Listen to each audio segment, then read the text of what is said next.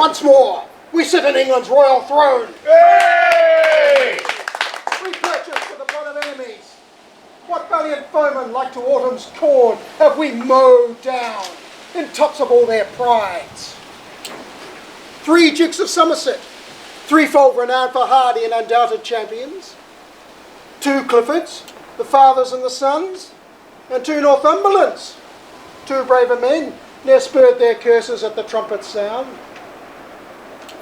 And let's not forget the 2 brave lions, Warwick and Montague, who in their chains fettered the kingly lion and made the forest tremble when they roared. Thus have we swept suspicion from our seat and made our footstool of security. Bess, come hither, let me kiss my boy, young Ned. For thee, thine uncles and myself have in our armour watched the winter's night. Went all afoot in summer's scalding heat, that thou mayst repossess the throne in peace. And for our labours we shall reap the reward. Gloucester, love my lovely queen, and kiss my princely nephew brothers both. The duty that I owe unto your majesty, I seal upon the lips of this sweet babe. Thanks, worthy brother, thanks. And that I love the tree from whence thou sprangst. Witness the loving kiss, I give the fruit. His shoulder was ordained so thick to heave, and heave it shall some weight or break my back. Work thou the way, and that shall execute. Thus I am seated as my soul delights, my country's peace and my brother's love. So, what rests but that we spend the time in stately triumphs, mirthful comic shows, as befits the pleasures of the court. Sound drums and trumpets, farewell sour annoy, for here I hope begins our lasting joy. Hooray!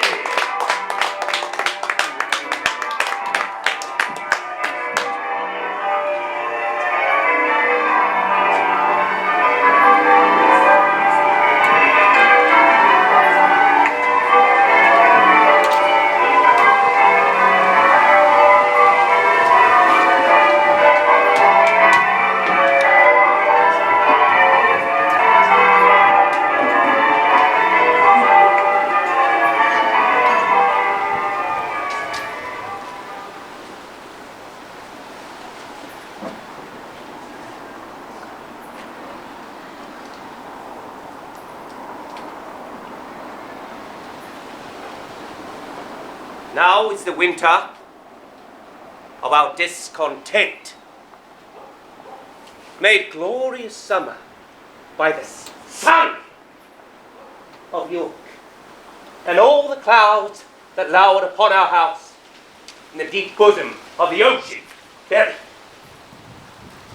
Now are our brows bound with victorious wreaths, our bruised arms hung up for monuments, our stern alarums changed to merry meetings, our dreadful marches to delightful measures. Grim-visaged war has smoothed his wrinkled front, and now, instead of mounting barbed steeds to fright the souls of fearful adversaries, he capers nimbly in a lady's chamber to the lascivious pleasings of a lute.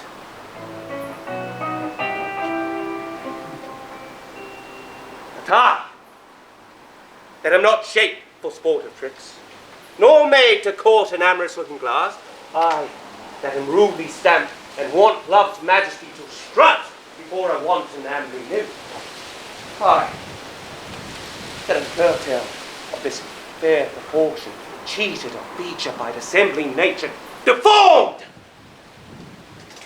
unfinished, sent before my time into this breathing world scarce half made up, and that so lamely and unfashionable that dogs bark at me as I hold by them. Why, I, in this weak, piping time of peace, have no delight to pass away the time, unless to spy my shadow in the sun, and escaped from my own deformity. And therefore, since I cannot prove a lover to entertain these fair, well-spoken days, I am determined to prove a villain and hate the idle pleasures of these days. Plots have I laid, inductions dangerous by drunken prophecies, liables, and dreams, to set my brother Clarence and the king in deadly hate one against the other. And if King Edward be as true and just as I am subtle, false, and treacherous, this day shall Clarence be closely mewed up about a prophecy which says that G of Edward's heirs the murderer shall be. I thought steeped into my soul. Here Clarence comes.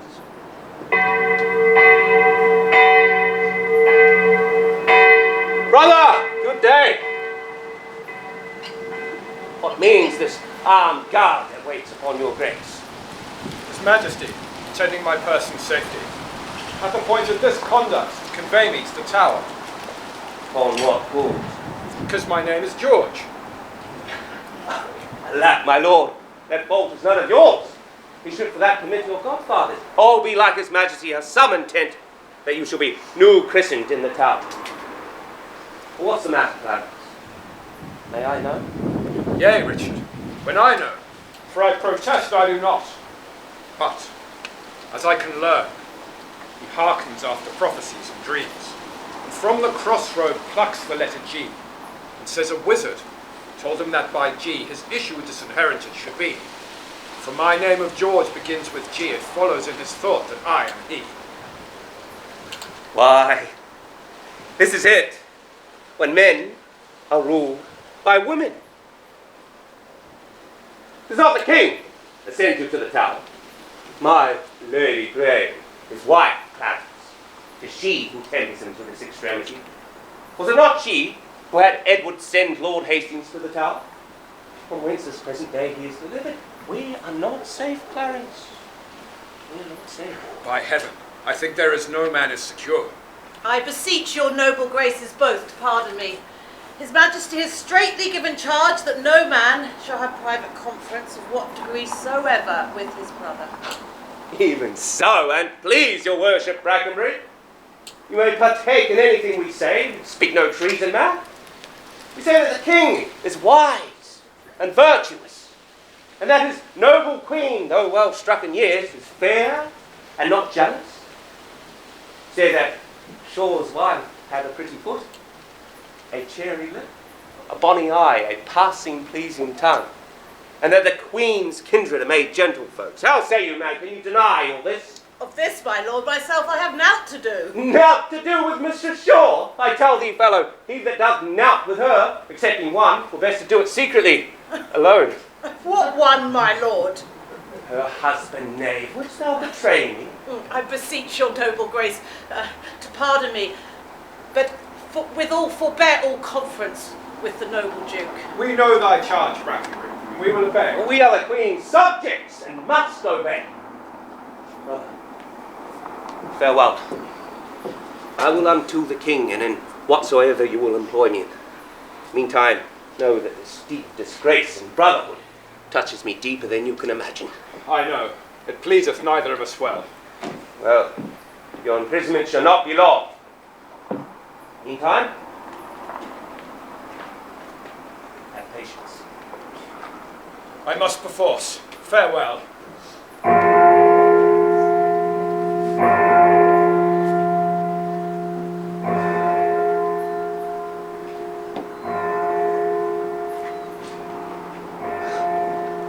Go tread the path, but thou shalt ne'er return. Simple, plain Clarence, I do love thee so, but I shall shortly send thy soul to heaven, if heaven take present at our hands. The king must not live, I hope, but must not die. Till Clarence be packed post halls up to heaven, I'll end to urge his hatred more to Clarence with lies, well steeled in weighty arguments. And if I fall not in my deep intent, parents have not another day to live. Which done, God send King Edward to his mercy, and leave the world for me to battle in. Well, then I'll marry Warwick's youngest daughter. Although I killed her husband and her father, the readiest way to make the wench amends is to become her husband and her father by marrying her, which I must look unto. And yet I run before my horse to market. Parents still breathes. Edward still lives and reigns. When they are gone, then must I count my gains.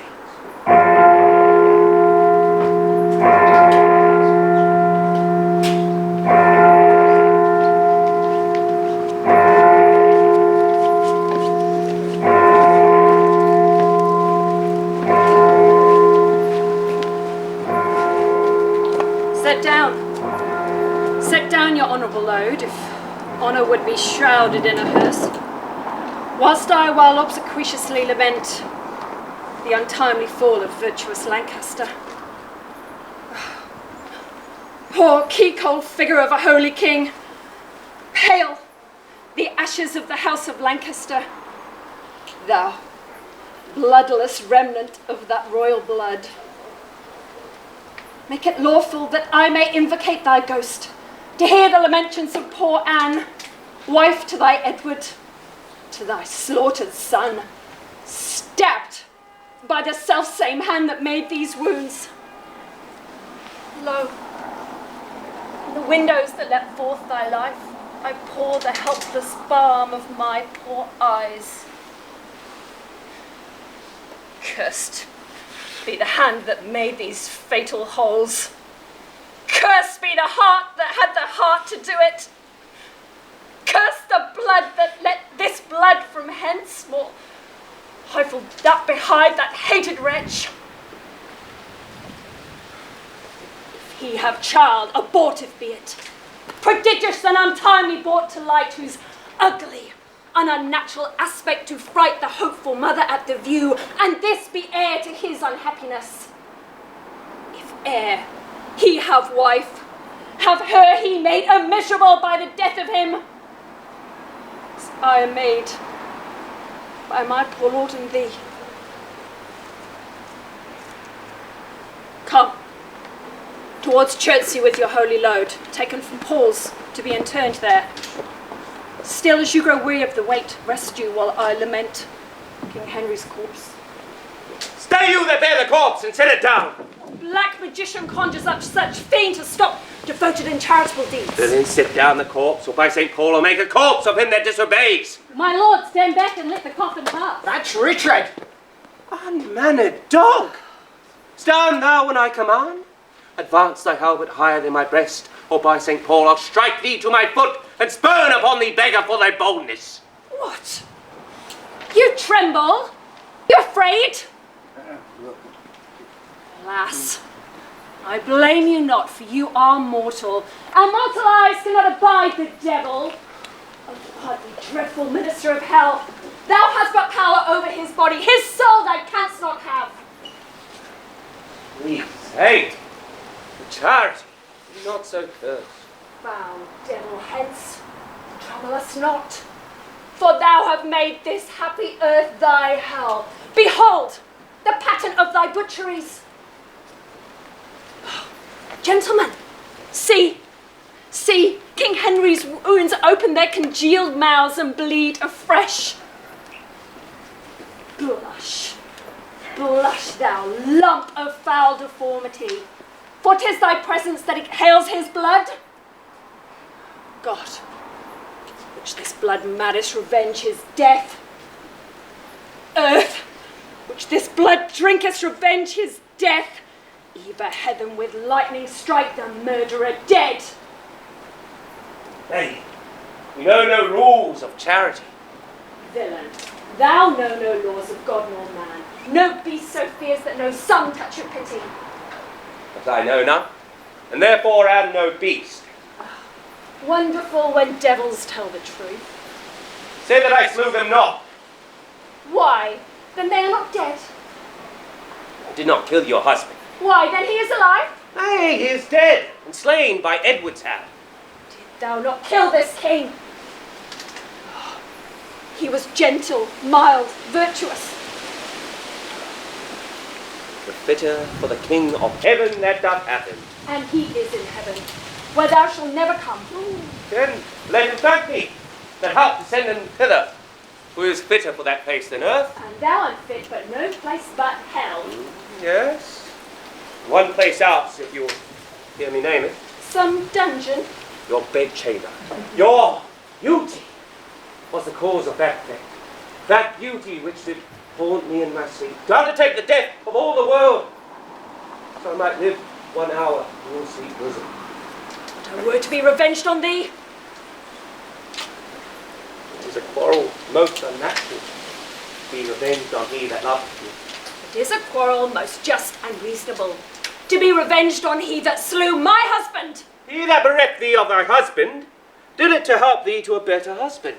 He better doth not breathe upon the earth. He lives that loves you better than he could. Name him. Plantagenet. Why, that was he. Self-same name, one of better nature. Where is he? Here.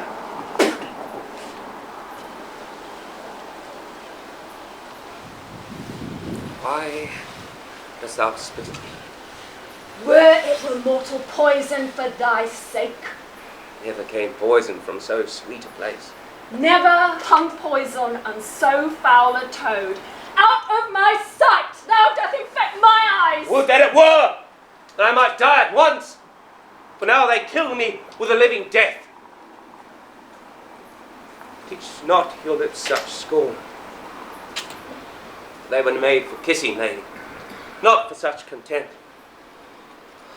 If thy revengeful heart cannot forgive, lo here, I lend thee this, which if thou please to hide in this true bosom, I lay it naked to the deadly action, and humbly beg to death upon my knees. Nay, do not pause, for I did kill King Henry, for thy beauty that provoked me. Nay, now dispatch, for 'twas I who stabbed young Edward, for it was thy heavenly face that set me on.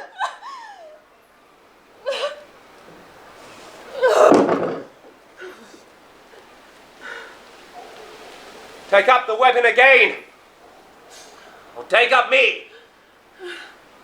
Rise, dissembler. Though I wish thy dead, I will not be thy executioner.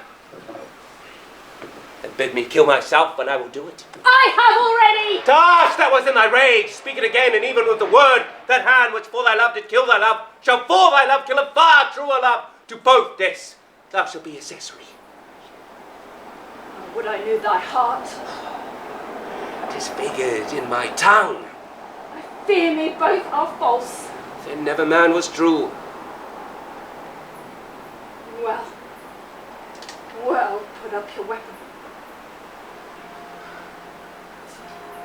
Say then my peace is made. Shall you know hereafter? And shall I live in hope? All men, I hope, live so. Thou say, wear this ring.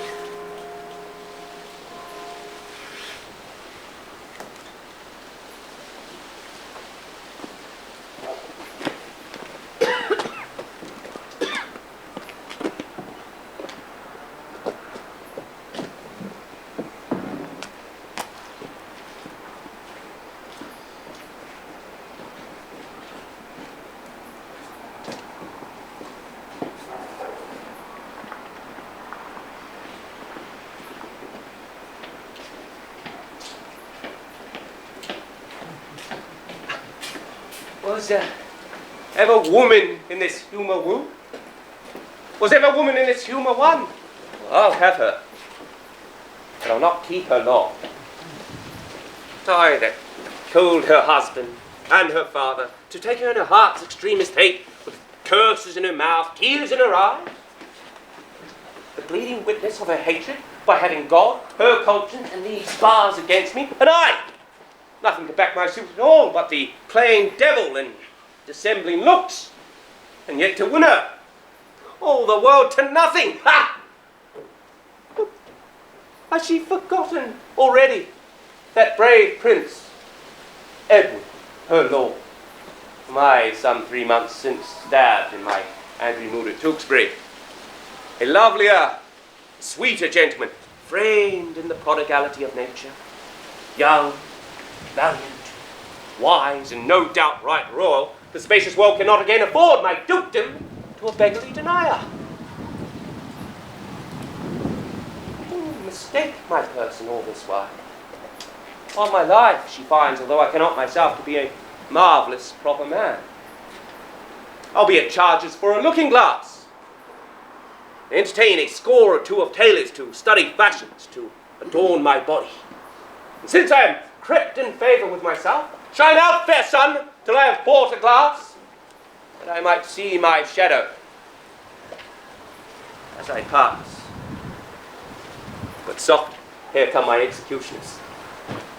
How now, my hardy, stout resolved mates? You go now to dispatch this deed? We do, my lord, and come for the warrant that we may be admitted to it. Well thought upon, I have it here about me. When it is done, prepare to Crosby Place.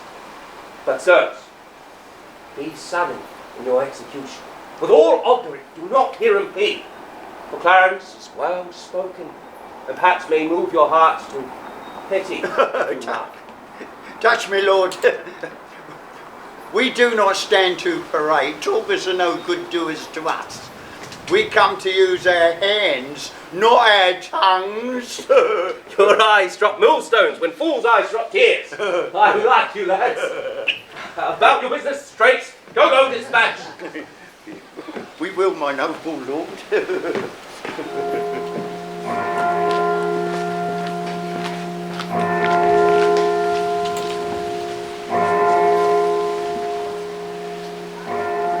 Why looks you so heavily today, my grace?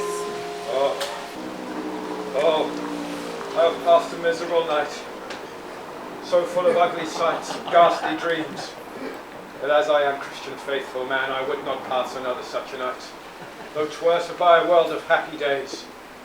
So full of dismal terror was that time. What was your dream? I long to hear you tell it. Methoughts I had broken from the tower and was embarked across to Burgundy. In my company, my brother, Gloucester, who from my cabin tempted me to walk upon the hatches. Thence we looked toward England and sighted up 1,000 fearful times.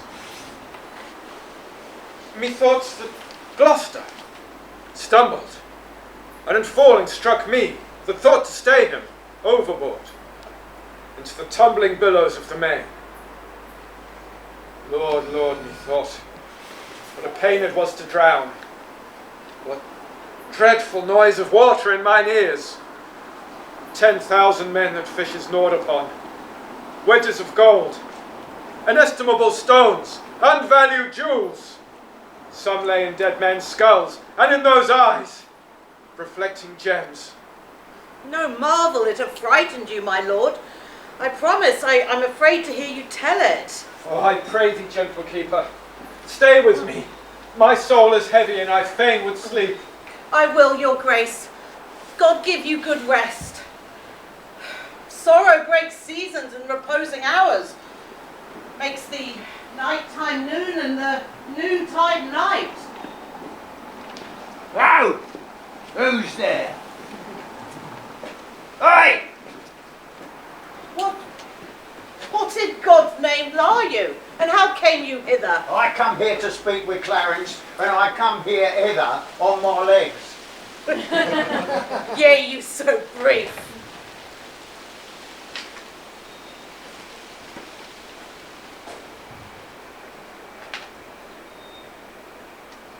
I am in this commanded to deliver the noble Duke of Clarence to your hands. I will not reason what is meant by this. Here is the key, and there sits the Duke asleep. I'll to the king and signify that I have resigned my charge to you. Do so is a point of wisdom. Fare you well.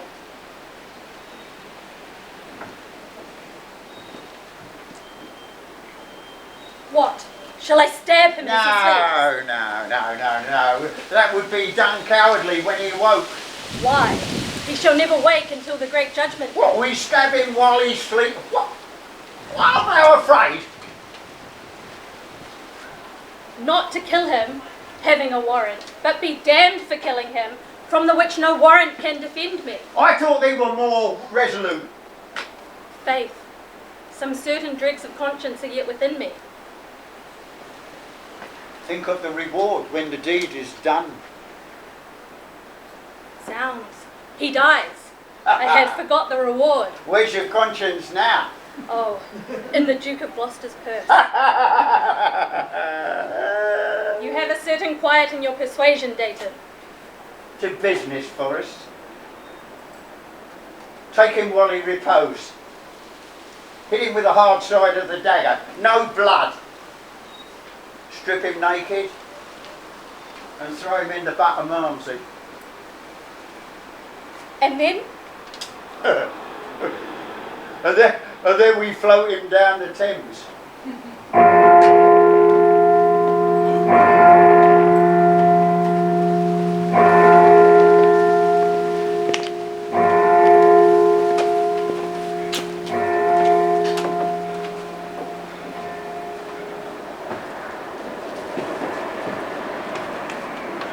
Have patience, madam. There's no doubt His Majesty will soon restore us at prestige health.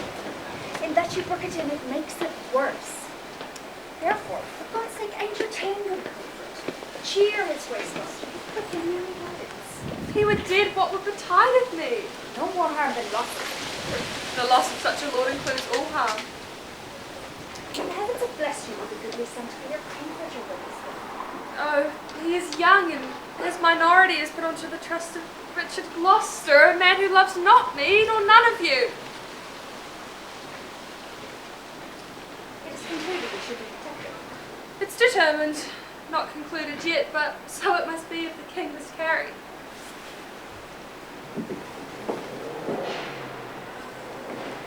My Redeemer to redeem me hence, and more in peace, so my soul depart to heaven, since I have made my friends at peace on earth. Hastings and Rivers, take each other's hand, dissemble not your hatred, swear your love.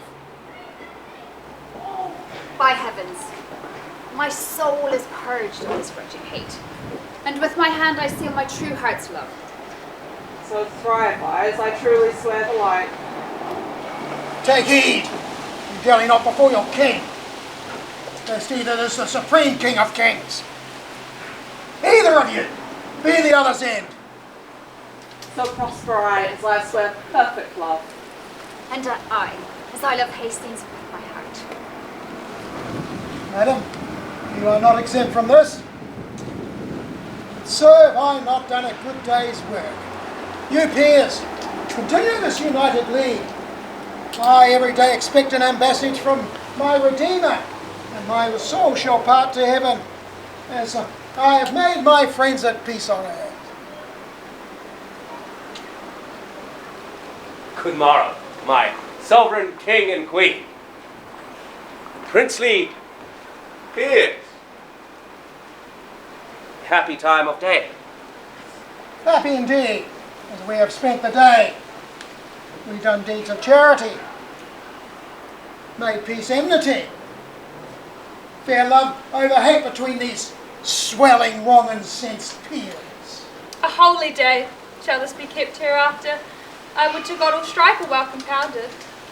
My sovereign liege, I do beseech your majesty to take our brother Clarence to your grace. Why, madam, have I offered love for this? To be so bouted in this royal presence? Who knows not that the noble duke is dead? You do him injury to scorn his cause. Oh, seeing heaven, what a world is this! Is Clarence dead? The order was reversed. But he, poor soul, by your first order died. And that a winged Mercury did bear, some tardy cripple, or the countermount, came too lad to see him buried. have a tongue to do my brother's death, who did kneel before me, and bade me be advised the mighty Warwick and did fight for me, who told me in the field near Tewkesbury, when Oxford had me down, he did rescue me and say, brother, dear brother, live and be a king. Oh.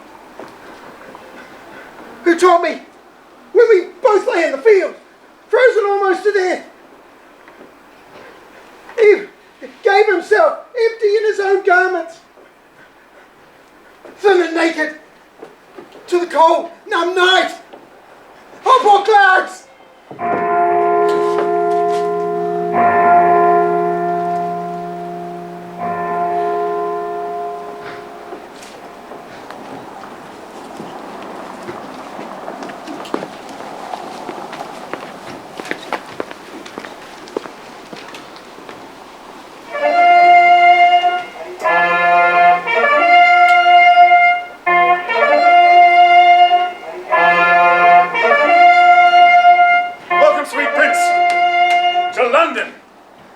Chamber. Welcome there, cousin. My thoughts, Sovereign, the weary way hath made you melancholy. No, uncle, but our crossing on the way hath made it tedious, wearisome, and heavy. I want more uncles here to welcome me. Sweet prince, the untainted virtue of your years hath not yet dived into the world's deceit. Those uncles which you want, dangerous. Your grace attended to their sugared words, but look not on the poison of their hearts. God keep you from them, from such false friends. God keep me from false friends. But they were. My lord, the Mayor of London comes to greet you. God bless your grace with health and happy days. I thank you, good my lord, and thank you all. I thought my mother and my brother York would long ere this have met us on the way. Now, good time, here comes the Lord Hastings. Welcome, my lord. What? Will our mother come? The Queen, your mother, and your brother York have taken sanctuary to tend the prince. Persuade the Queen to send the Duke of York unto his princely brother presently. If she deny, Lord Hastings, go with him, and from her jealous arms pluck him perforce. My Lord of Buckingham, if my weak oratory can from his mother win the Duke of York, anon expect him here.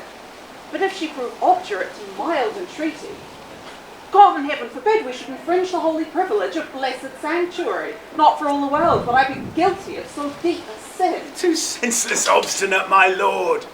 Too ceremonious and traditional. Weigh it but against the greatness of this age. You break no sanctuary in seizing him. The prince hath neither claimed it nor deserved it, and therefore, in my opinion, hath it not. It's taken from thence that is not there. You break no privilege nor charter there. Oft have I heard of sanctuary men, but sanctuary children, ne'er till now.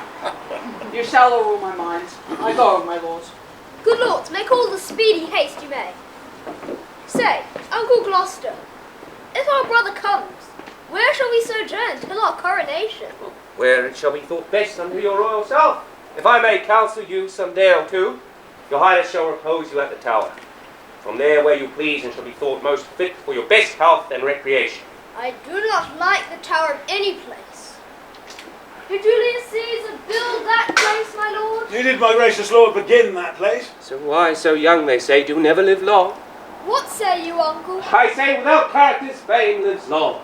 That Julius Caesar was a famous man, with what his valour did, riches wished. And now he lives in fame, though not in life. I tell you what, my cousin Buckingham. What, my gracious lord? And if I live until I be a man, I'll win no ancient right in France again, or die a soldier as I lived a king. Short summers lightly have a forward spring. Now, good time, here comes the Duke of York.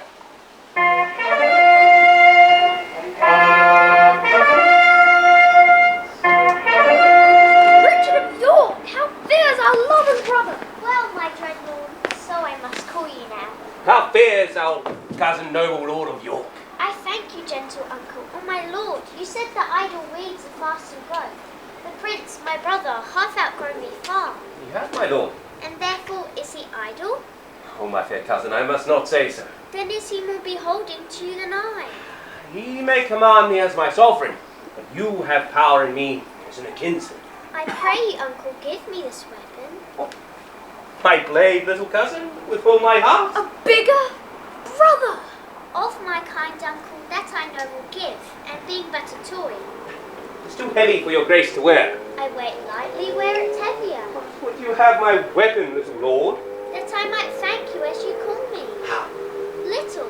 My Lord of York will still be cross and talk. Uncle, your grace knows how to bear with him. You mean to bear me, not to bear with me. Uncle, my brother mocks both you and me, because that I am little, like an egg. He thinks that you should bear me on your shoulders. With what a sharp-pointed, witty reasons! To mitigate the scorn he gives his uncle, he prettily and aptly taunts himself. So cunning, so young, wonderful. Will to your mother to entreat of her to meet you at the tower to welcome you. What, we're going to the tower, my lord? My Lord protect the needs. We'll have it so. I shall not sleep quiet in the tower. Why? What should you fear? Marry, my Uncle Clarence's angry ghost. I fear no uncle's dead. Nor none that live, I hope. And if they live, I hope I need not fear. But come, my lord, and with a heavy heart, thinking on them, I go unto the tower.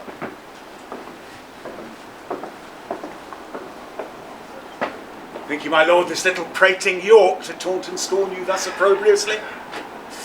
Parlous boy, bold, quick, ingenious, bold, capable. Here's all the mothers from top to her. Come hither, Catesby. My lord, To make Lord Hastings of our mind in the appointment of this noble Duke to the royal seat of this famous isle, what think you then of Stanley? What will he? he will do all in all as Hastings does. Well then, it is but this.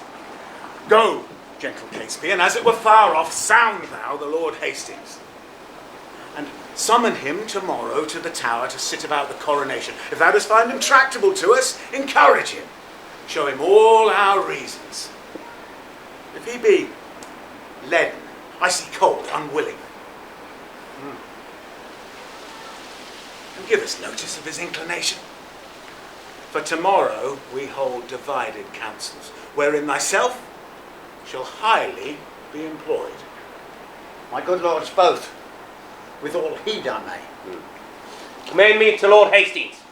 Tell him, Catesby, tomorrow let blood at Pomfret Castle. And then, my friend, for joy of this good news, and give Mistress Shaw one gentle kiss them all. Oh, I will, my lord. Good Catesby, go, effect this business soundly. Shall we hear from you, Catesby, how we sleep? Oh, you shall, my lord. At Crosby Place, there you shall find us both. Now, my lord, what shall we do if we perceive that Lord Hastings will not yield to our confidence? Chop his head off, man. And look, when I am king, claim now of me the earldom of Hereford and the movables. I will claim that promise by your grace's hand. And look to have it yielded, Lord Williams.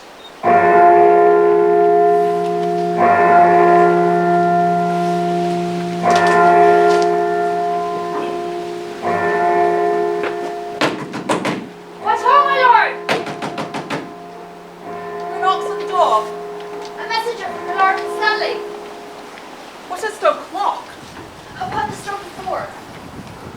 Cannot thy master sleep these tedious nights? First, he commends him to your noble lordship. And then? And then he sends you word. He dreamt tonight that the board would raise his helm. Besides, he said there are 2 councils, and that may be determined of one may make you and him to rule with the other. Therefore he sends to know your lordship's pleasure. The present meeting will take coarsely. Go, fellow, go. Return unto thy lord. Bid him not fear the separated councils. His honour and myself are apt for one. Bid thy master rise and come to me, and we will both together to the tower, where he shall see the ball will use us kindly. My gracious lord, I will tell him what you say.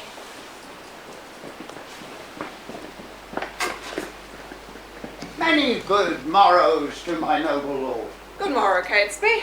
You were early stirring. What news? What news in this our tottering state? It is a reeling world indeed, my lord, and I believe will never stand straight. until Richard wear the royal garland of the realm. How? Wear the garland? Dost thou mean the crown? Aye, my lord. I'll see this crown of mine cut from my shoulders, ere I should see the crown so foul misplaced. But canst thou guess that he doth aim at it? Aye, my lord, upon my life. And he means to find forward upon his party for gain thereof. He thereof sends this good news. This same very day, the kindred of the Queen, your enemies, Rivers, Vaughan, and Grey, and so, must die at Pomfret Castle. Indeed? Indeed. Oh, I have no mourner for that news, because they have been still mine enemies. But that I lend my voice on Richard's side? To bar my master's heirs in true descent, God knows I will not do it, to my death. God protect your grace to those gracious thoughts. As thou and I, who, as thou knowest, are dear to Prince Richard, and to Buckingham. I shall laugh at this at all contents, I tell thee, Catesby. My Lord Stanley, come on, come on. Where is your boar spear man? Fear you the boar, and go so unprovided? My lord, good morrow. Good morrow, Catesby. Tomorrow, my lord.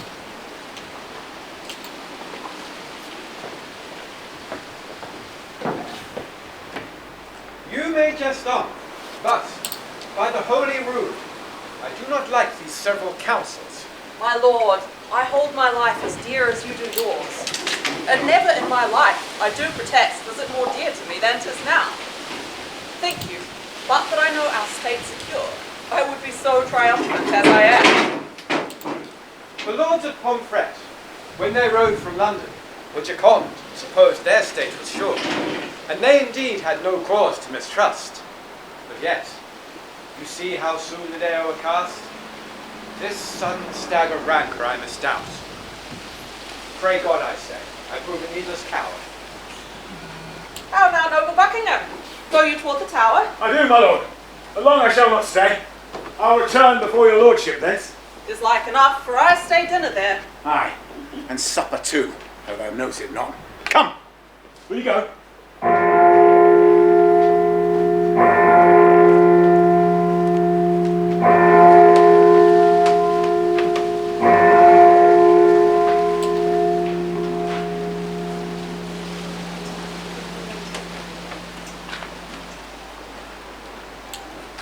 My lord of Ely. My lords, at once. The cause why we are met is to determine of the coronation. In God's name speak. When is the royal day? Are all things fitting for this royal hour? It is, and needs but determination. Tomorrow then I judge a happy day. Who knows? The Lord Protector's mind herein. It's most inward with the royal duke. But we think your grace will soonest know his mind. Who? I, my lord. I? We know each other's faces, but for our hearts, he knows no more of mine than I of yours, nor I no more of his than you of mine. Lord Hastings,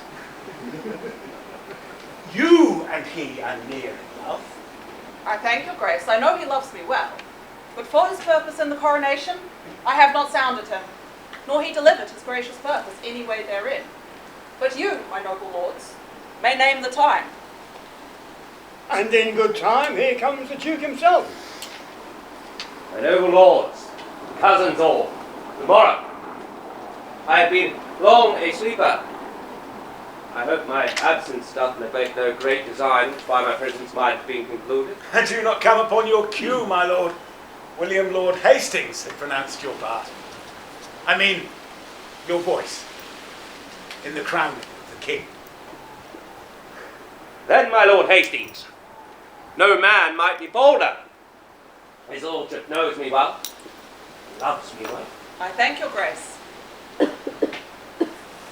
My Lord of Ely, My lord. when last I was at Holborn, I saw good strawberries in the garden there.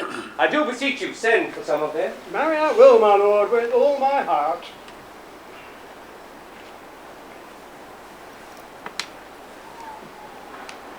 Cousin of Buckingham, a word with you. Catesby has sounded Hastings in our business, and finds the hasty gentleman so hot that he would lose his head ere give consent. Where is my Lord Protector? I have sent for these strawberries. His Grace looks cheerfully and smooth today. There's some conceit or other likes him well when he doth bid good morrow in such a spirit. I think there's never a man in Christendom that can less hide his love or hate than he. For by his face straight you shall know his heart. Marry, that with no man here he is offended. For were he had shown it in his looks. Withdraw you hence, my lord. I will follow you.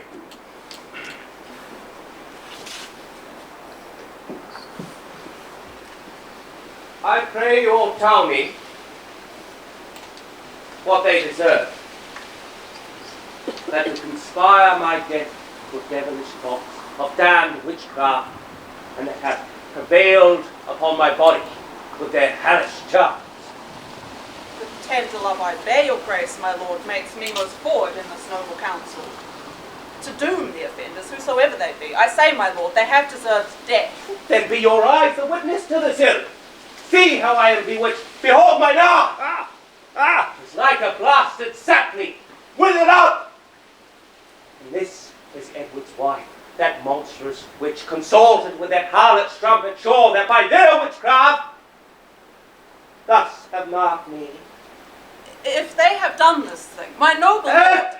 If I, thou protector of this damned strumpet, tellest thou me of it? Thou art a traitor. Up with his head!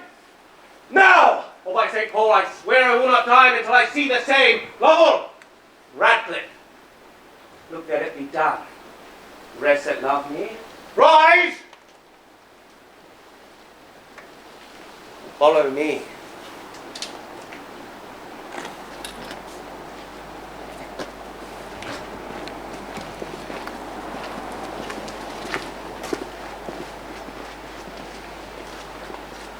Oh, woe! Woe for England, not a whit for me. For I, too fond, might have prevented this. Stanley did dream the ball that races held, but I disdained it and did scorn to fly. 3 times today, my footcloth horse had stumbled and startled when it gazed upon the tower, as loath to bear me to that slaughterhouse. Oh, now I want the priest that spake to me. I now repent. Dispatch, my lord, dispatch. The Lord Duke would be at dinner. Oh, bloody Richard! Make, Miserable England. I prophesy the fearfulest time to thee. make short shrift. He longs to see your head. Come. Lead me to the block. Bear him my head. Dispatch, 'tis bootless to exclaim. They smile at me that shortly shall be dead. The cat, the rat, and Lovell the dog ruled all England under Richard the Hog.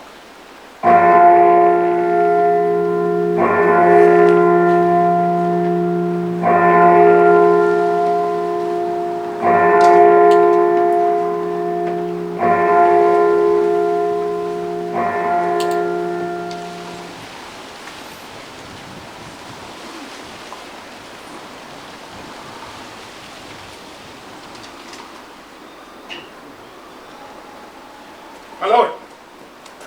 Now, my lord, what say the citizens of my having the royal guard? Now, by the Holy Mother of our Lord, the citizens are mum and spake not a word. But touched you the bastardy of Edward's children? I did.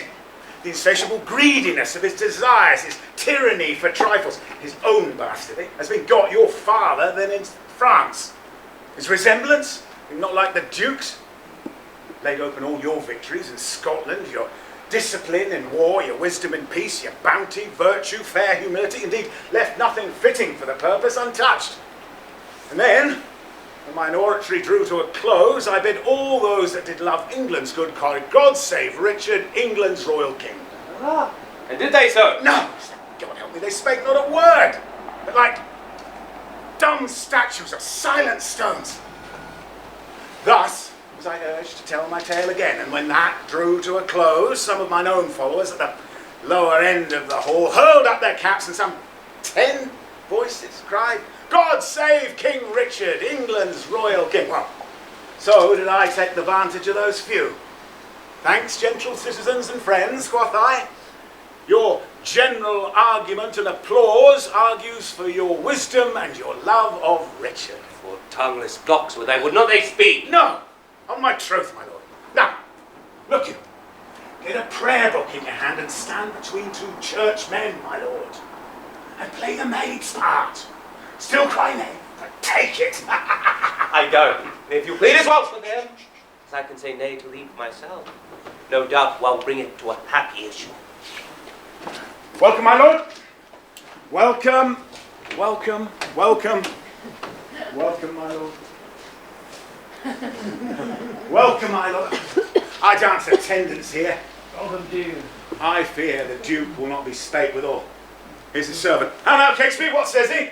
My lord, he doth entreat your grace to visit him tomorrow or the next day. He is with him with 2 right reverend fathers, divinely bent in meditation.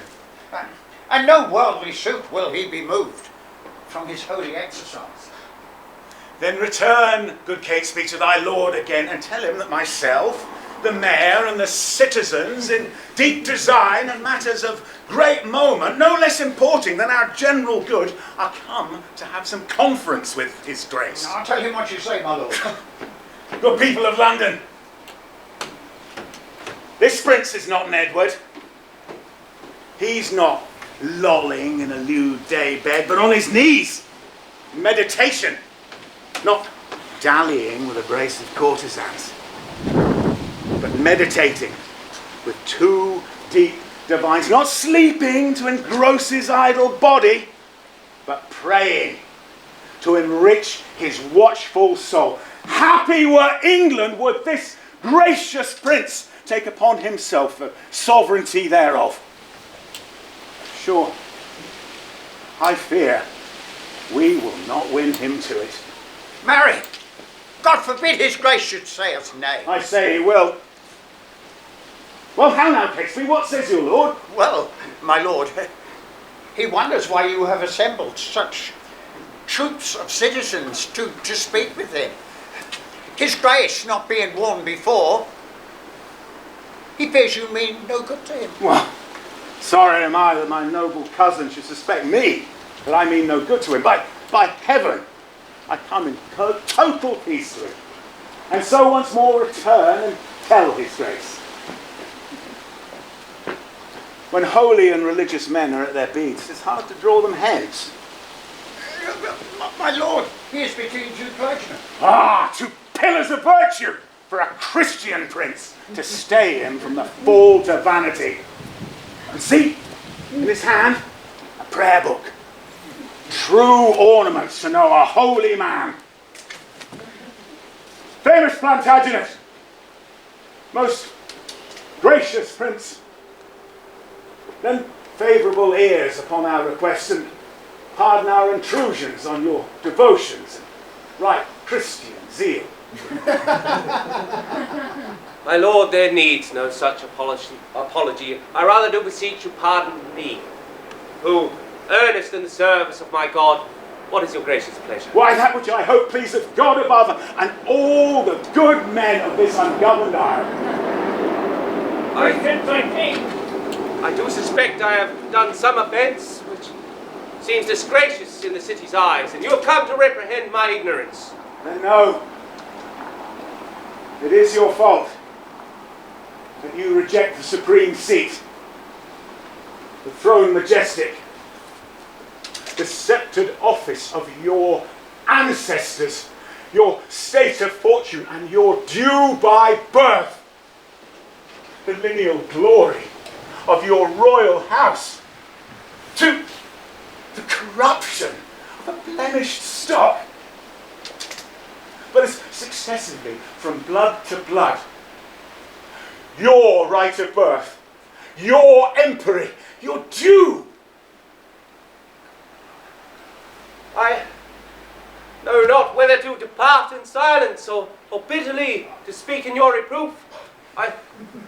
To bear the golden yoke of sovereignty, which fondly you would hear impose on me, as I would rather hide me from my greatness. The royal tree hath left us royal fruit, which mellowed by the stealing hours of time will well become the seat of majesty, on whom I lay what you would lay on me. All circumstances well considered. You say that Edward is your brother's son. So say we, too. But not by Edward's wife. Do good, my lord, your citizens entreat you. Reject not, my mighty lord, this proffered love. Oh, make them joyful. Grant them their legal suit. Alas, why would you heap these cares upon me? I am unfit for state and for majesty. I do beseech you, take it not amiss. I cannot, no, I will not yield to you. Oh, if you reject it, as in love and zeal, loath to depose the child, your brother's son, your brother's son will never reign our king. But we will plant another in the throne to the disrespect and downfall of your royal house. And in this assertion I here leave you. Come, gentle citizens. Well, do not swear to the cousin of Buckingham. Call them back, my lord, call them back. Accept their suit. Lest all the land do rue it. Would you enforce me to a ward of cares, albeit against my soul and my conscience? Cousin of Buckingham, and you, sage grave men, since you will buckle fortune to my back to bear the burthen whether I will or no. God bless your grace. We see it and we say it. Saying so, you shall but say the truth. Then in this kingly title, I salute you. God save Richard, England's royal king! Long live Richard, England's royal king! Long live Richard, England's royal king! Tomorrow, my lord, will it please you to be crowned? Even when you please, since you will have it so. Then tomorrow, we will attend you. And now, joyfully we take your leave. That's our holy bastard then. Goodbye, good cousin. Goodbye, gentle friends.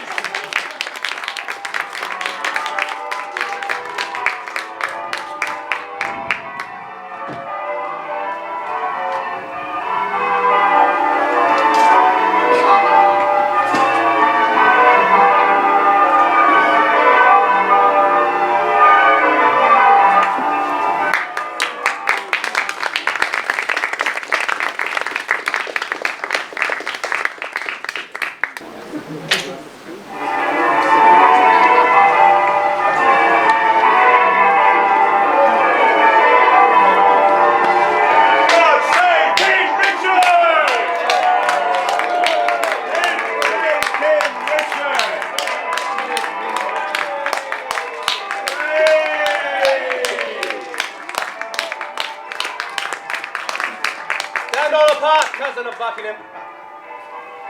My gracious sovereign. Give me your hand. Thus high by thy advice and thy assistance is King Richard seated. But shall we wear these honours for a day? Shall they last, and we rejoice in them? Still live they, and forever may they last. Oh, Buckingham, now do I play the touch to try if thou be current gold indeed. Young Edward lived.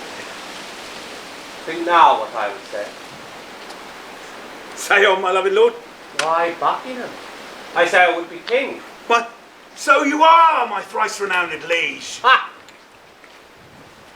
Am I king? 'Tis so, but Edward lives. True, noble prince. Pretty consequence that Edward still should live. True, noble prince, cousin, thou wert not wont to be so dull. Shall I be plain? I wish the bastards here, and I would have it suddenly performed. What sayest thou? Speak suddenly, be free. Grace may do his pleasure. But son, thou art all nice. Thy kindness pleaseth. Say, have I thy consent that they shall die. Give me breath. A moment's pause, my lord. Before I positively hear it, I will satisfy your lordship presently. The king is angry. See, he gnaws his upper lip.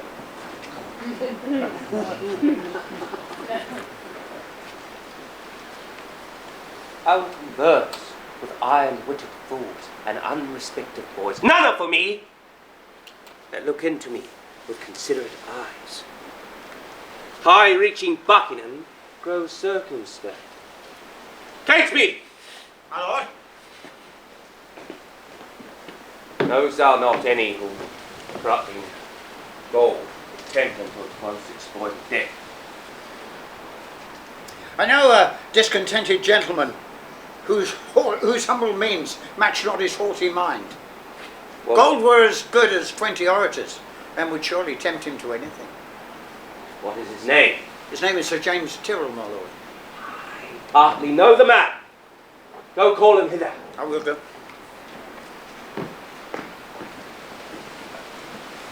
Deep, bold, witty Buckingham.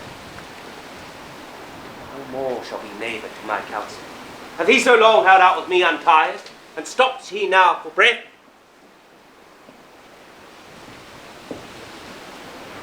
Oh, now, what news with you? My lord, I hear the Marquis Dorset's fled to Richmond, and those parts beyond the sea where he abides. Catesby! My lord?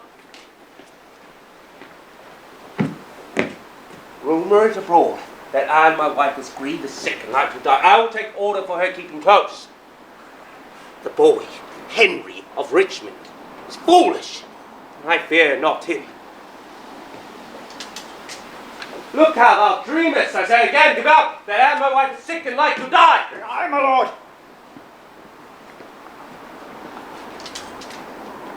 I must be married to my brother's daughter, or else my kingdom stands on brittle glass.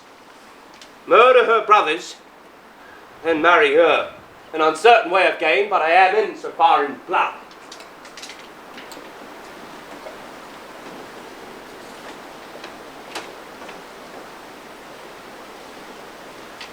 Is thy name Tyrrell? James Tyrrell, your most obedient subject. Art thou indeed? Prove me, my sovereign lord. Darest thou resolve to kill a friend of mine? Aye, my lord, but I would prefer to kill two enemies. There thou hast it. Two deep enemies. Those to my rest and my sweet sleep's disturbers. They I would have thee deal upon, Tyrrell. I mean those bastards in the tower. Give me open means to come to them, and I shall rid you from the fear of them. Thou singest sweet music. Hark, come hither, Tyrrell. Go by this token. Rise, and in thine ear.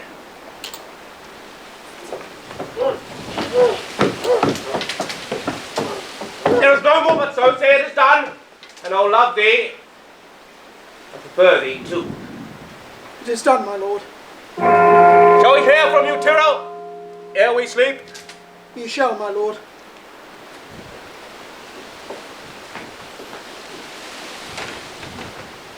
My lord, I've considered in my mind that late command that you did sound me in. Well, let it pass. Dorset is fled to Richmond. I hear that news, my lord. Stanley! Here's your son's wife. My son, well, look to it. My lord, I claim your gift, my due by promise, to which your honour and your faith is pawned. The earldom of Hereford and the movables, the which you promised me I should possess. Stanley, look to your wife. If she convey letters to Richmond, you shall answer. What says your highness to my just demand? As I remember, Henry VI did prophesy that Richmond should be king. And Richmond's just a little peevish boy. A king, perhaps. Perhaps. My lord. Perchance the prophet could not at that time have told me, I being by, that I should kill him.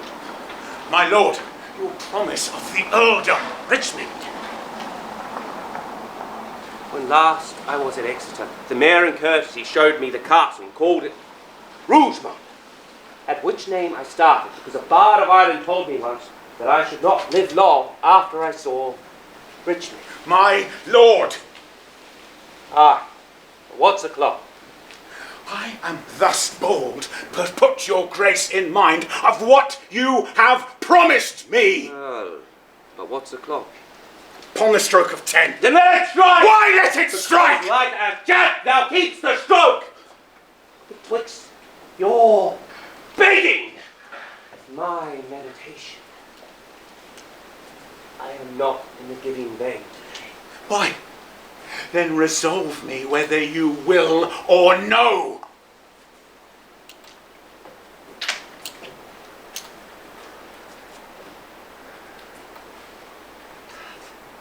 Thou troubles me. I am not in the vein.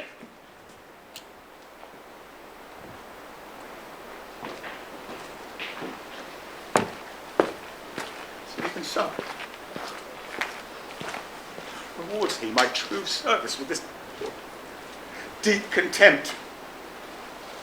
Made I him king for this? Let's think on Hastings and flee to Brecknock while my careful head is still on.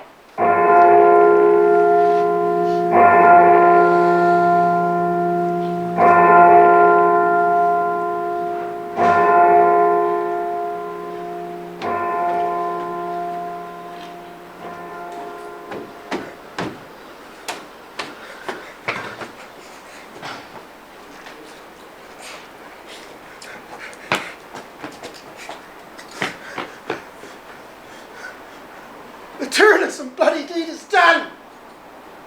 The most arch and piteous massacre that ever this land was guilty of.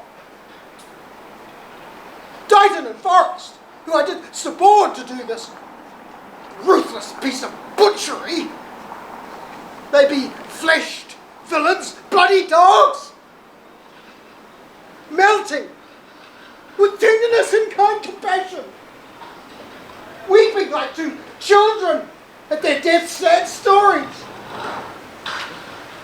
Oh, thus, quoth Dighton, lay those tender babes. Thus, quoth Forrest, girdling one another in their innocent alabaster arms. Their lips like 4 roses on a stalk that in their summer beauty kissed each other. A book of prayers on their pillow lay,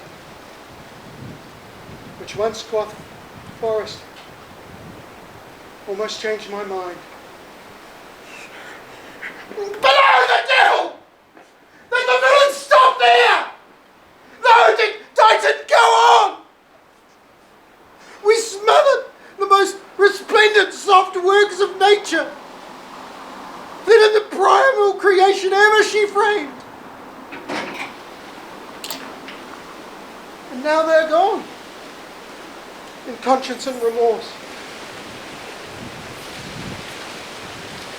I could not speak, so I left them both to give this tidings to the bloody king. Here he comes.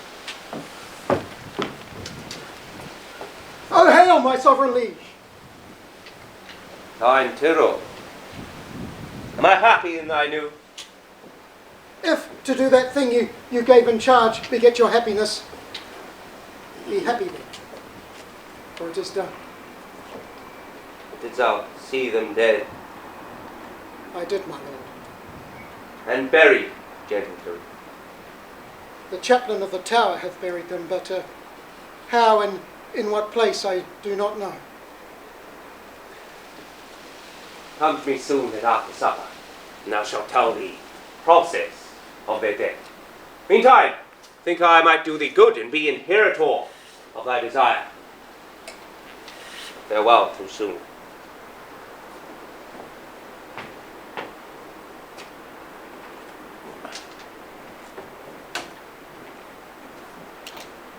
Son of parents, have I pent up close. His daughter, meanly have I matched in marriage. Sons of Edward sleep in Abraham's bosom, and Anne, my wife, hath bid the world good night. For now I know that Brereton Richmond aims at young Elizabeth, my brother's daughter. By that knot looks proudly o'er the throne. To her I go, a jolly, thriving wooer. My lord! Good news or bad thou comest in so bluntly? Bad news, my lord. Ely has fled to Richmond, and Buckingham, backed with the hardy Welshmen, is in the field, and still their power increaseth. Ely, Richmond troubles me more near than Buckingham's rash levied army. I have heard that fearful commenting is led in servitor to dull delay. Delay leads impotent and snail-paced beggary. And fiery expedition be my wing. Jones, Mercury, and herald for a king. Go muster men. We must be brief when traitors brave the field. My gracious lord, on the western coast rideth a puissant navy.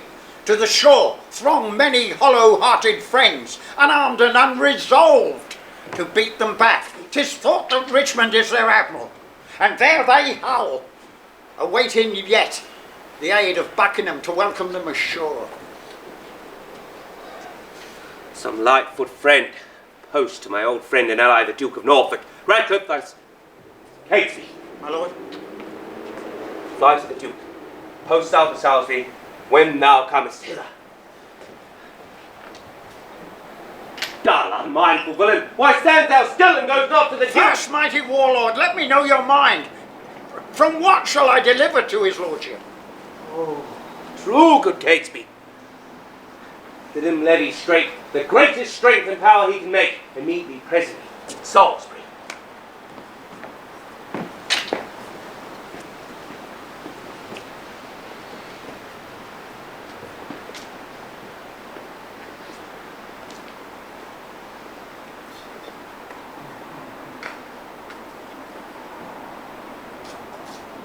How now? What news with you? None good, my lord, to please you with the hearing. Nor none so bad, but it may well be told. Once more, what news? Richmond is on the seas. What doth he there? I cannot guess, mighty sovereign. Sir, as you guess. Stirred up by Dorset, Buckingham, and Ely, he makes for England, and there to claim the crown. Is the chair empty? Is the sword unswayed? Is the king dead, the empire unpossessed? What heirs of York are there alive but we? And who is England's king but great York's heir? Then tell me, what doth he upon the sea? As for that, my liege, I cannot guess. Unless for that he comes to be your liege. You cannot guess wherefore the Welshman comes. Thou will vault and fly to him, I fear. No, mighty liege, therefore mistrust me not. Then where is your power to beat him back? Where are thy tenants and thy followers? Are they not now upon the western shore, safe conducting the rebels from their ships? No, my good lord, my friends are in the north. Cold friends, Sir Richard. What do they in the north when they should serve their sovereign in the west? They have not been commanded, mighty sovereign. Please it your majesty, give me leave. I'll muster up my friends and meet your grace, where and at what time your majesty shall please. Oh, aye. Thou wouldst be gone to join with Richmond. I will not trust you, sir. Most mighty sovereign, you have no cause to hold my friendship doubtful. I never was, nor never will be false. Well, Go muster men. But hear you, leave behind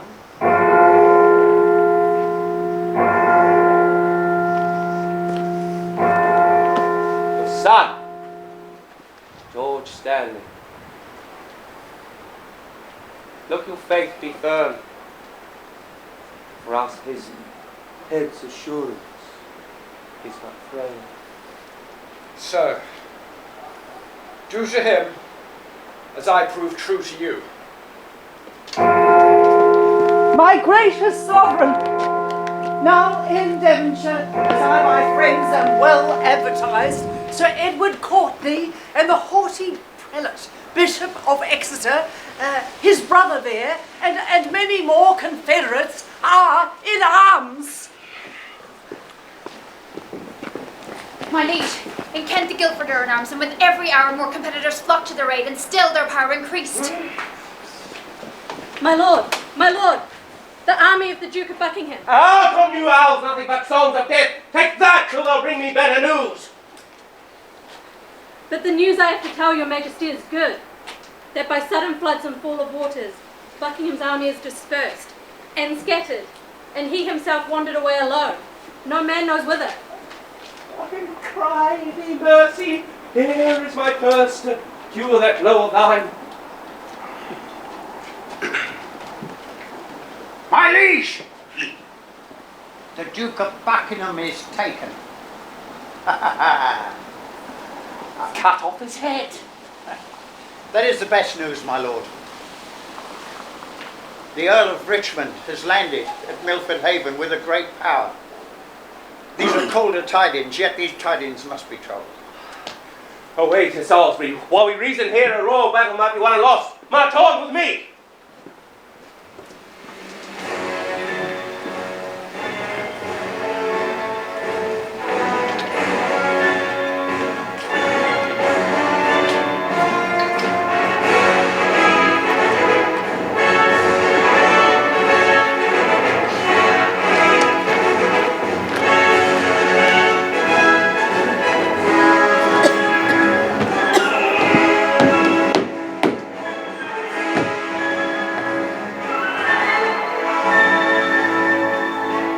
Here we pitch our tent, even here on Bosworth Field. Katie, why look you so sad?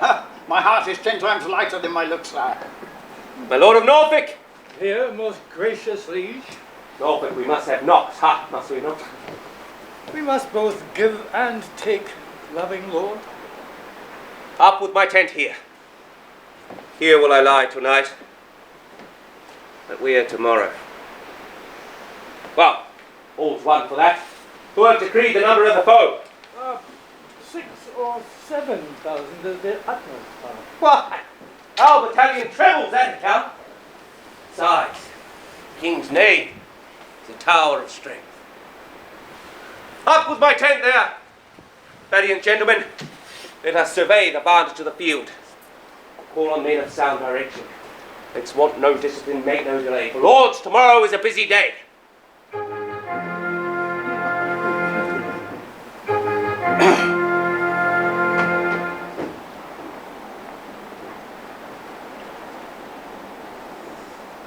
weary son of made a golden set, and by the bright track of his fiery car signals a goodly day tomorrow. Sir William Brandon. My lord, You shall bear my standard. Where is good Lord Stanley quartered, dost thou know? his regiment lies half a mile at least, south of the mighty power of the king. Aye. If without peril it be possible, good Sir William, bid him good night from me, and bear him from me this most needful scroll. Upon my life, my lord, I'll undertake it. And so, God give you quiet rest tonight. Good night, good Sir William. Come, gentlemen, let us consult upon tomorrow's business.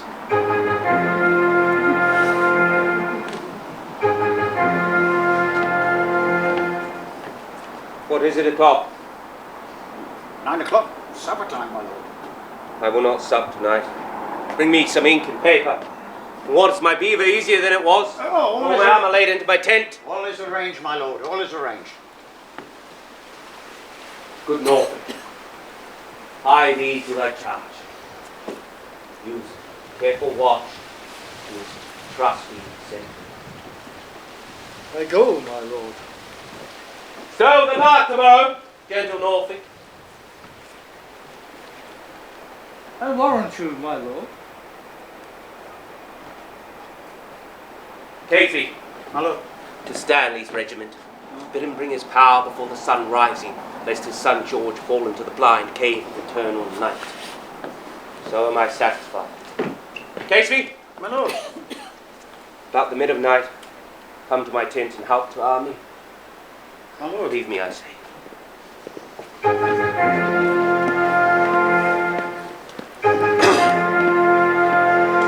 Fortune and victory sit on thy helm. As much comfort as the dark night can bring to you, noble father-in-law. But tell me, how fares our loving mother? I, by attorney, bless thee for thy mother, who prays continuously for Richmond's good. So much for that. The silent hours steal on, and flaky darkness breaks within the east. In brief, so the season bids us be. Prepare thy battle early in the morning. I, as I may with best advantage, will deceive the time to aid thee in this doubtful shock of arms. But on thy side I may not be too forward, lest being seen. Thy brother, tender George, be executed in his father's sight. Once more, adieu, be valiant, and speed well. Good lords, command him to his regiment.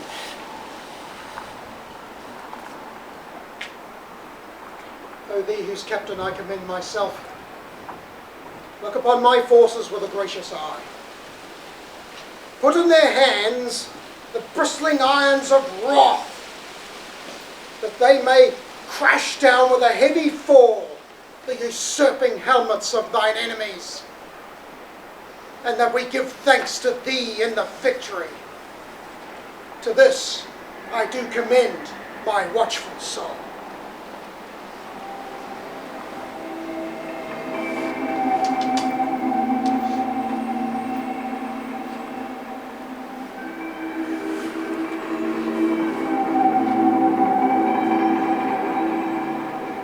Think how thou stabbedst me at Tewkesbury. Despair, therefore, and die.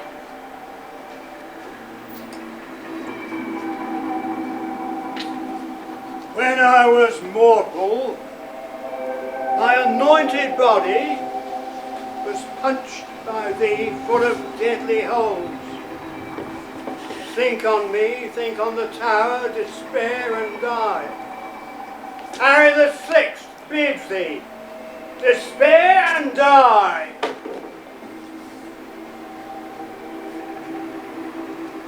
I, that was washed to death in fulsome wine. Poor Clarence, by thy guile betrayed to death.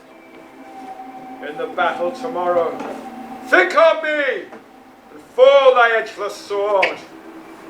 Despair and die.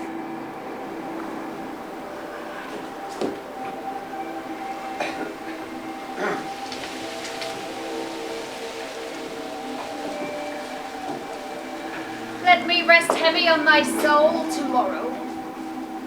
Rivers that died at Pomfret, despair and die.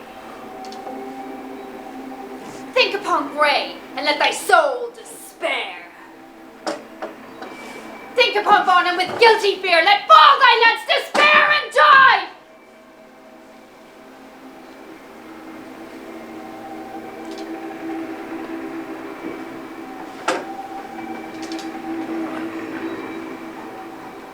Bloody and guilty, guiltily awake, and in a bloody battle end thy days. Think on Lord Hastings. Despair. And die.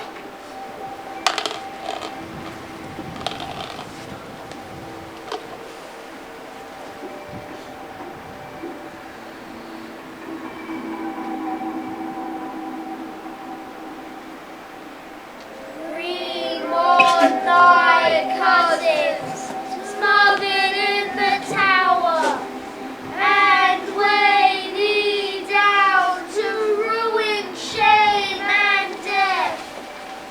Thy nephew's soul bid thee despair and die.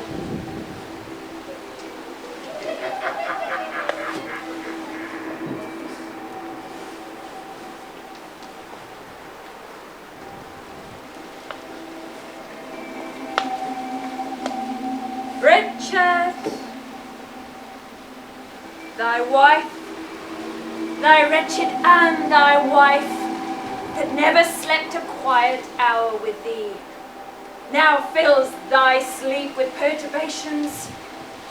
Tomorrow, in the battle, think of me. Fall, edgeless on thy sword, despair and die.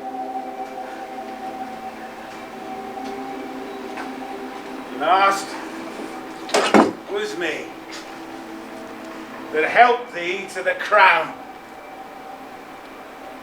God and good angels fight on Richmond's side. Bloody deeds and death. Fainting. Despair. Despairing.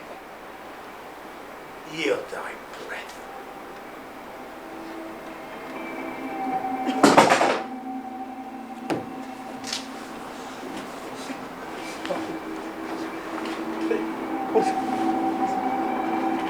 Give me another horse! I know my wound! Have mercy, Jesus. Vamos! Who's there?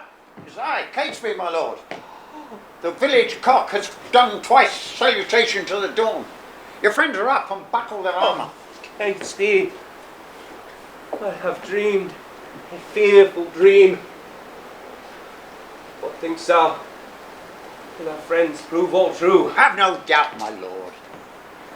Oh, Catesby, I fear. Fear not of shadows, my lord. Shadows tonight struck more terror into the soul of Richard than can the substance of 10,000 soldiers armed and proof and led by shallow Richmond. It is not yet near day. Come, go with me.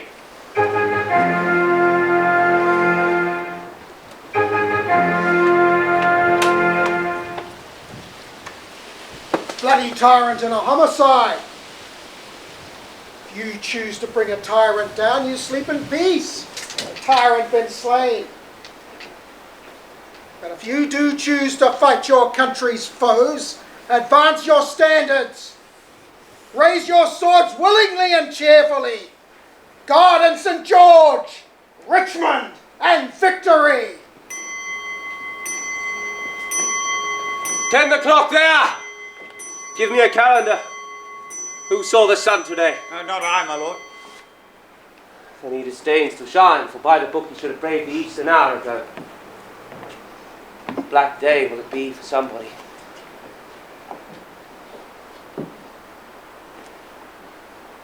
The sun will not be seen today. The sky doth frown and lower over our army. I would these dewy tears were from the ground, did not shine today. Why, what is that to me, more than to Richmond? For the self-same heaven that frowns on me looks sadly upon him. My lord, the foe vaunts in the field. Come, bustle, bustle! Call up Lord Stanley, bid him bring his power. I will lead forth my soldiers to the field. And thus, My battle shall be ordered. My forward shall be drawn out all in length, consisting equally of both horse and foot. My archers shall be placed in the midst. John, Duke of Norfolk. Thomas, Earl of Surrey, shall have the leading of this foot and horse. They thus directed, we will follow in the main battle, shall be well winged with our chiefest horse. That, and St. George to boot, what thinkst thou, Norfolk? A good direction, warlike sovereign.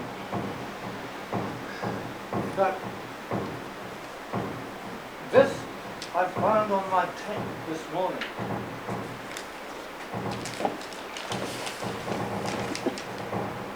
Jockey of Norfolk, be not too bold, for Dickon thy master is bought and sold. A thing devised by the enemy. Go, gentlemen, every man unto his charge. Conscience is but a word that cowards use, devised at first to keep the strong in awe. Our strong arms be our conscience, swords our law, shall these enjoy our lands? Lie with our wives, our daughters, what says Lord Stanley, will he bring his power? He denies to bring his regiment, my lord. Off with his son George's head! My lord, the foe is already beyond the marsh. After the battle, let George Stanley drive. 1,000 hearts that great within my bosom. Advance our standard, set up on our foes. Our ancient word of courage, fair St. George, inspire us with the spleen of fiery dragons. Upon them, victory sets in our... Hark! I hear the drums. March on, join bravely. Let us fight pell-mell. If not to heaven, then hand in hand to hell. Fight, gentlemen of England. Fight bold, ye old men. Draw your archers to the arrows to the head. Spur your proud horses hard, ride in blood. Amaze the welkin with our broken staves. Aye.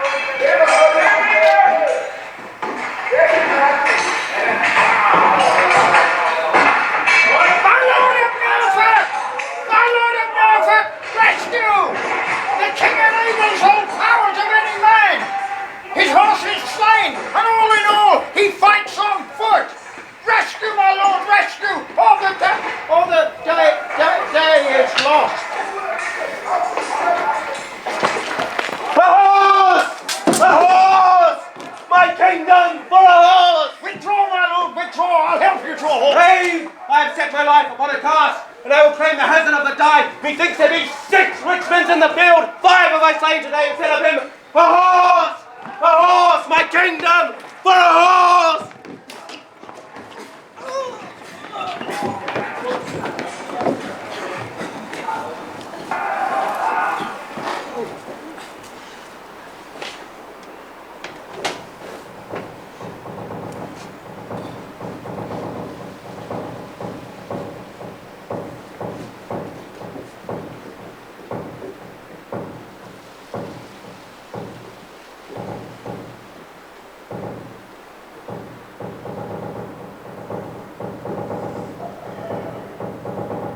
God and your victorious arms be praised, my friends. The day is ours. The bloody dog is dead. Grant, good God in heaven, say amen to all.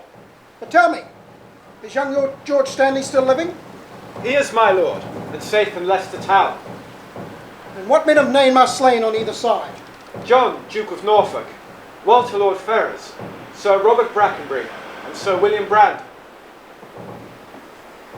And to their bodies has become their births. Proclaim a pardon to the soldiers fled, that in submission will return to us. We will unite the white rose and the red.